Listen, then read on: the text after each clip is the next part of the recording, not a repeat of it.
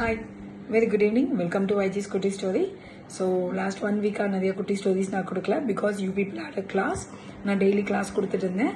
But இன்னைக்கு நான் class கொடுக்க முடியாத காரணத்தினால இன்னைக்கு உங்களுக்கு ஒரு குட்டி கதை சொல்லலான்னு இருக்கேன்.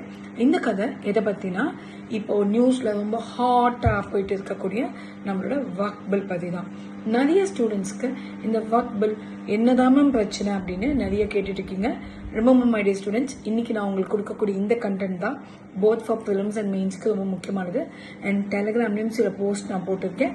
அந்த நோட்ஸை எடுத்து வச்சுக்கிட்டிங்கன்னா இதுவே உங்களுக்கு மெயின்ஸ்க்கும் ஃபிலிம்ஸ்க்கும் மேக்ஸிமம் யூஸ் பண்ணிக்கலாம். சரியா? ஃபைன். இப்போ லெட் மீ டெல் யூ, நிறைய பேர் இந்த வக் அப்படின்ற வேர்டுக்கு என்ன மீனிங்னு சொல்றீங்க கேட்குறீங்க இல்லையா? Let me explain you. It means personal property. Personal movable and immovable property, அசையும் அசையா சொத்துக்கள். ஸோ இந்த வக்ஃப் போர்டு அப்படின்ற போர்டு என்னன்னா, முஸ்லிம்கள் அவங்களோட சொத்துக்களை தானமாக அவங்க இனத்துக்கு, அதாவது அவங்களோட ரிலீஜனுக்கு கொடுக்கலாம். ஓகே, அதை அவங்களோட ரிலீஜியஸ் ஒரு ட்ரஸ்ட் மாதிரி வச்சு அவங்க பராமரிச்சுப்பாங்க. அதை அவங்களோட ரிலீஜியஸ் விஷயங்களுக்கு பயன்படுத்திப்பாங்க. ஃபார் எக்ஸாம்பிள், ஹிந்துஸ் பார்த்தீங்கன்னா கோவில்களுக்கு தானம் கொடுப்பாங்க இல்லையா, நிலங்களை, அந்த மாதிரி இவங்க கொடுத்துக்கலாம். அதுதான் இந்த வக்ஃப் போர்ட். சரிங்களா?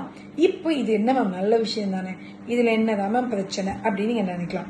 லெட் மீ டெல் யூ, இந்த போர்டுக்கு தானமும் கொடுக்கிற ப்ராப்பர்ட்டியை they can not sell or transfer, first thing. And the new law help to fight corruption and mismanagement. அப்போ விற்க முடியாது, டிரான்ஸ்ஃபர் பண்ண முடியாதுன்னா அங்க எங்க கரப்ஷன் இருக்க போகுது அப்படின்றது நமக்கு கொஸ்டின் மார்க். ஆனா இந்த புது சட்டம் கரப்ஷனையும் மிஸ்மேனேஜ்மெண்ட்டையும் அட்ரஸ் பண்ண போகுதுன்னு நம்ம பிரைம் மினிஸ்டர் சொல்லியிருக்காரு. நம்ம பிரைம் மினிஸ்டர் வேர்ட் கொடுத்திருக்காரு, quotation, it's a major milestone for reform and transparency அப்படின்னு கோட்ஸ் கொடுத்திருக்காரு. இந்த கோட்ஸ் ஞாபகம் வச்சுக்கோங்க. வெளிப்படையான தன்மை கொண்டு வர போகுது அப்படின்னு சொல்லியிருக்காரு. சரி, ஓகே. ஃபர்ஸ்ட் திங், இதுல ஃபர்ஸ்ட் கிரிட்டிசிசம் என்ன, முஸ்லிம்ஸ் ஏன் இதை அப்போஸ் பண்றாங்க அப்படின்னு பாத்தீங்கன்னா, இப்போ இந்த வக்ஃபுக்கு கொடுக்கிற ப்ராப்பர்ட்டி எல்லாம் பராமரிக்க வக்ஃப் போர்டு அப்படின்னு ஒண்ணு இருக்கும். இந்த போர்டுல இந்த சட்டம் ஒரு மாற்றத்தை கொண்டு வர போகுது. அதுல ஃபர்ஸ்ட் மாற்றம் என்ன அப்படின்னா, மொத்தம் இதுல சென்ட்ரல் லெவல்ல ஒன்னு, ஸ்டேட் லெவல்ல ஒன்னு இருக்கும். சென்ட்ரல் லெவல்ல இருக்கக்கூடிய போர்டுல 22 மெம்பர்ஸ் இருப்பாங்க. இதுல 2 மெம்பர்ஸ் வில் பி நான் முஸ்லிம்ஸ். அந்த 2 மெம்பர்ஸ் கவர்மெண்ட் சூஸ் பண்ணுவாங்க. ஸ்டேட் லெவல்ல 11 மெம்பர்ஸ் இருப்பாங்க. அதுல 2 மெம்பர்ஸ் வில் பி நான் முஸ்லிம்ஸ். அப்போ அந்த மதத்தை சாராத ஒரு பர்சன் அந்த மதம் சார்ந்த விஷயத்துல முடிவெடுக்கும் போது இட் வுட் பி a டிஃபிகல்ட்டின்னு அவங்க நினைக்கிறாங்க. First thing. ரெண்டாவது பிரச்சனை ஏன் அப்போஸ் பண்றாங்கன்னா, சில சொத்துக்கள்லாம் அந்த வக்ஃபுக்கு தானமாக கொடுக்கப்பட்டது வாய் வார்த்தையா தானமா கொடுத்ததே தவிர எந்த விதமான லீகல் டாக்குமெண்ட்ஸும் அதுக்கு கிடையாது. பல மசூதிகள், ஷ்ரைன்ஸ் சொல்லக்கூடிய இந்த வாட் யூ கால்ட் தர்காஸ்னு சொல்லுவோம் இல்லையா, இந்த மாதிரி தர்காஸ், இதெல்லாம் இப்போ பல தர்காக்கள் ஆபத்துக்கள்ல இருக்கு அப்படின்னு நினைக்கப்படுது. இது ரெண்டாவது பிரச்சனை. அப்ப இது எல்லாத்தையும் கவர்மெண்ட் டேக் ஓவர் பண்ணிடுவானோ அப்படின்னு அவங்க பயப்படுறாங்க. இது செகண்ட் ப்ராப்ளம். தேர்ட் ப்ராப்ளம் என்ன அப்படின்னா, இப்போ ஹிந்து கவர்மெண்ட் நடந்துட்டு இருக்கு. அப்ப இந்த ஹிந்து கவர்மெண்ட் தேவையில்லாம எங்க ப்ராப்பர்ட்டிஸை எடுத்து எங்களை ஆல்ரெடி மைனாரிட்டியா இருக்கக்கூடிய எங்களை வாஷ் அவுட் பண்ணிடுவாங்களோ அப்படின்றது மூணாவது கிரிட்டிசிசம் ஓடிட்டு இருக்கு. இதுதான் இப்ப இருக்கக்கூடிய பிரச்சனைக்கான காரணம். பட் ஃபர்ஸ்ட் நம்ம ஒரு விஷயம் தெரிஞ்சுக்கலாமா? இத ஆக்சுவலி இப்பதான் இந்த பிரச்சனை வந்ததுன்னு நினைக்கிறீங்களா? கிடையாது.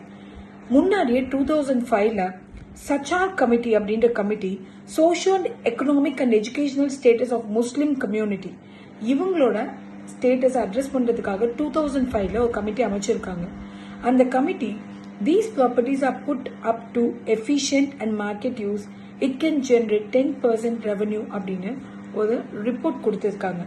இந்த வக்ஃப் போர்ட் கிட்ட இருக்கக்கூடிய ப்ராப்பர்ட்டிகள் எல்லாம் எடுத்து அதை ஒழுங்கா யூட்டிலைஸ் பண்ணா 10% வரைக்கும் அது ரெவன்யூ கொடுக்கும். அதுவே பல ரெவன்யூ கவர்மெண்ட் கிடைக்கும். அதனால நல்ல பிரயோஜனம் இருக்குன்ட்டு ரிப்போர்ட் கொடுத்திருக்காங்க. அது மட்டும் கொடுக்கல, அவங்க கொடுத்த சில முக்கியமான ரெக்கமெண்டேஷன் சொல்றேன். they have to regulate and function the முதாவாலாஸ்ன்றவங்க இந்த வக்க பாதுகாக்கக்கூடிய கேர்டேக்கர்ஸ், அவங்கள ஃபர்ஸ்ட் ரெகுலேட் பண்ணணும். ஏன்னா அவங்க அந்த வேலையை ஒழுங்கா பார்க்கல, அவங்க தான் அந்த வக்கு கொடுக்கக்கூடிய ப்ராப்பர்ட்டியை மிஸ்யூஸ் பண்றாங்க அப்படின்றாங்க. ரெண்டாவது, எஃபிஷியன்ட் மேனேஜ்மெண்ட் ஆஃப் ரெக்கார்ட்ஸ், சரியான ரெக்கார்டுகள் மெயின்டைன் செய்யப்படல, அதனால எந்த சொத்துக்கள் வக்குது எது வகோட சொத்துக்கள் கிடையாதுன்றதுக்கு ப்ராப்பர் இன்ஃபர்மேஷன்ஸ் கிடையாது. மூணாவது, இன்க்ளூஷன் ஆஃப் நான் முஸ்லிம் டெக்னிக்கல் எக்ஸ்பர்ட்ஸ் ஒரு நல்ல expertise maintenance of records and டிரான்ஸ்பரன்சியை கிரியேட் பண்ணும். மூணாவது, organise reform to strengthen Waqf board administration. So ஒரு ரீஃபார்ம் கொண்டு வந்தால் வக்ஃப் போர்டு அட்மினிஸ்ட்ரேஷன் பெட்டர்மெண்ட் ஆகும். இப்போ ஹிந்து என்வரான்மெண்ட் எப்படி பெட்டர்மெண்ட்டாக இருக்கும், அதே மாதிரி வக்கும் நமக்கு பெட்டர்மெண்ட் ஆச்சுன்னா மாஸ்க் தர்காஸ் இதெல்லாம் ரீஃபார்ம்ஸ் பண்ணும்போது இன்னும் அவங்க அழகாக நம்ம மெயின்டைன் பண்ணலாம் அப்படின்னு இவங்க ஐடியா கொடுத்துருப்பாங்க. By including 2 women it will also create women empowerment. அதே மாதிரி appointment of joint secretary level officers in the central Waqf board and state Waqf board and bringing Waqf under financial audit. இந்த ஃபினான்ஷியல் ஆடிட் மூலமாக transparency create பண்ணலாம் அப்படின்னு Sachar committee 2006 கொடுத்துருக்காங்க. இதை அடிப்படையாக வச்சு தான் இந்த கீ ப்ரொவிஷன்ஸ் கிரியேட் பண்ணியிருக்காங்க. Now let me explain you people what are the key provisions of this Waqf bill. Okay, first, eligibility for Waqf dedication. வக்ஃப் போர்டுக்கு யார் வேணாலும் போய் சொத்துக்களை தானமாக கொடுக்க முடியுமான்னு கேட்டால் கொடுக்க முடியாது. 5 வருஷமாவது முஸ்லீமா இருந்து முஸ்லீமா பிராக்டிஸ் பண்ணவங்க மட்டும்தான் தானமாக கொடுக்க முடியும். ஃபார் எக்ஸாம்பிள், வேணும்னே சொத்துக்களை பாதுகாக்கணும்னு சொல்லி ஹிந்துலேருந்து முஸ்லீமா கன்வெர்ட் ஆகி டக்குன்னு போர்டுக்கு தானம் பண்ண முடியாது. ஃபர்ஸ்ட். ரெண்டாவது, விமன் ரைட்ஸ் இன் ஃபேமிலி. சிலர் என்ன பண்ணுவாங்கன்னா, பெண்களுக்கு சொத்துக்கள் போகக்கூடாதுன்னு சொல்லி டிவர்சி, விடோஸ், ஆர்ஃபன்ஸ், இந்த ஆர்ஃபன் விமன்ஸ் இவங்களுக்கு சொத்துக்கள் போகக்கூடாதுன்னு சொல்லி இமீடியட்டா வக்ஃபுக்கு டொனேட் பண்ணிட்டு போயிடுவாங்க. அப்படி பண்ணக்கூடாது. Women must receive the inheritance before Waqf dedication. பெண்களுக்கு போக வேண்டிய சொத்துக்களை கொடுத்துட்டு பேலன்ஸ் இருந்தா நீ போர்டு கொடு அப்படின்னு சொல்லப்படுது. மூணாவது, ending arbitrary property claim by the Waqf. Waqf சில சொத்துக்களை அவங்களே தன்னிச்சையாக எடுத்துப்பாங்க. இது 1995 ஆக்ட்ல செக்ஷன் 40 ஆஃப் த வக்ஃப் ஆக்ட்ல இருக்கு. இனி அந்த செக்ஷன் 40 செல்லாது அப்படின்னு சொல்லியிருக்காங்க. Next, Waqf tribunal. இந்த வக்ஃப் ட்ரிபியூனல்ல district judge, state government officer, experts in Muslim law இவங்க 3 பேரும் சேர்ந்து வக்ஃப் சம்பந்தப்பட்ட ஏதாவது பிரச்சனை இருந்தால் ட்ரிபியூனல் மூலமா தீர்த்துக்கலாம். இவங்க கொடுத்த ஜட்மெண்ட் உங்களுக்கு பிடிக்கலனா 90 டேஸ்க்குள்ள ஹைகோர்ட்ல அப்பீல் போகலாம். Next, annual audit. வருஷம் வக்ஃப் போர்டு ஆனுவல் ஆடிட் எந்தெந்த வக்குக்கெல்லாம் 1 lakhக்கு மேல இன்கம் அண்ட் சொத்துக்கள் இருக்கோ அவங்க ஆடிட் பண்ணி ஸ்டேட் கவர்மெண்ட் கிட்ட ரிப்போர்ட் கொடுக்கணும். அது மட்டும் இல்லாம ஒரு சென்ட்ரல் போர்ட்டல் கிரியேட் பண்ணியிருக்காங்க. அந்த போர்ட்டல்ல எல்லா வக்ஃப் போர்டும் அந்த வக்கு கீழே இருக்கக்கூடிய ப்ராப்பர்ட்டிஸை ரெஜிஸ்டர் பண்ணணும் அண்ட் அக்கௌண்ட்ஸை கொடுக்கணும். அது மட்டும் இல்லாம diverse representation, that is 2 non-Muslims, 2 women and எல்லா Muslims, that is for example Shia, Sunni, Bohra, இந்த மாதிரி பல முஸ்லிம்ஸ் இருக்காங்களா, எல்லாருக்குமே இந்த வக்ஃப் போர்டில் ரெப்ரசன்டேஷன் கொடுக்கணும் அப்படின்றது தான் புது சட்டம். ஓவராலாக பார்க்கும்போது இது ஒரு நல்ல சட்டமாக தான் தெரியுது. ஆனால் முஸ்லிம்ஸ் ஒரு சைடு இந்த சட்டத்தை நினச்சி பயப்படுறதும் சரியாக தான் தெரியுது. So let us see what the new law is going to bring in the country. So I think இந்த குட்டி ஸ்டோரி உங்களுக்கு பிடிச்சிருக்கும்னு நினைக்கிறேன்.